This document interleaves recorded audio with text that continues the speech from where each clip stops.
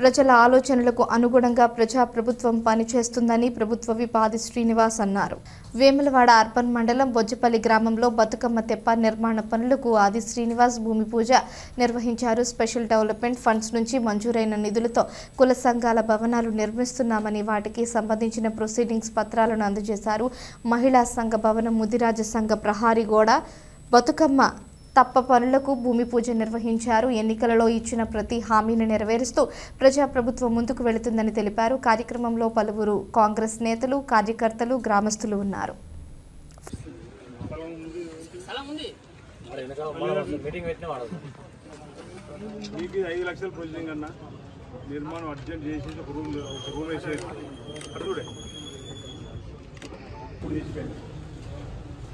ఇందిరమ్మ రాజ్యంలో ఇందిర బిల్లు తప్ప double bedroom ఒక్కటి డబుల్ బెడ్రూమ్ ఇచ్చిందా?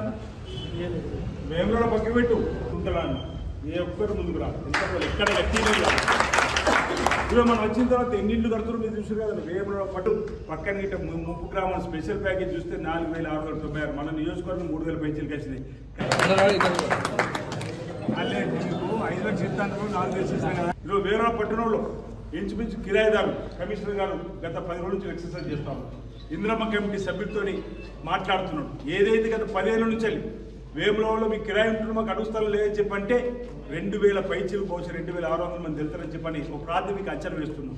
వాళ్ళందరికీ కూడా అడుగు స్థలం ఇచ్చి ఇల్లు ఇవ్వాలంటే ఇంచుమించు 50 ఎకరాల స్థలం కావాలి.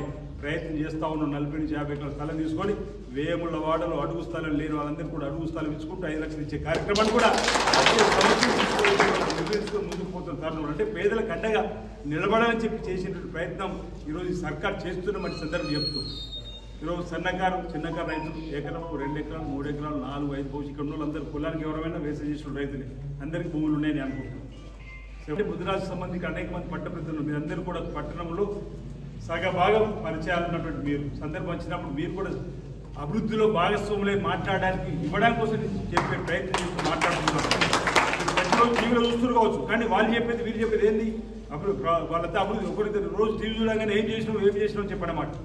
కాబట్టి నేను మీకు అందరికీ చెప్పే ప్రయత్నం చేస్తూ ఈరోజు రైతు భరోసా కూడా 9 రోజుల్లో 9,000 కోట్లు ఇచ్చినాం. 6,000 చొప్పున.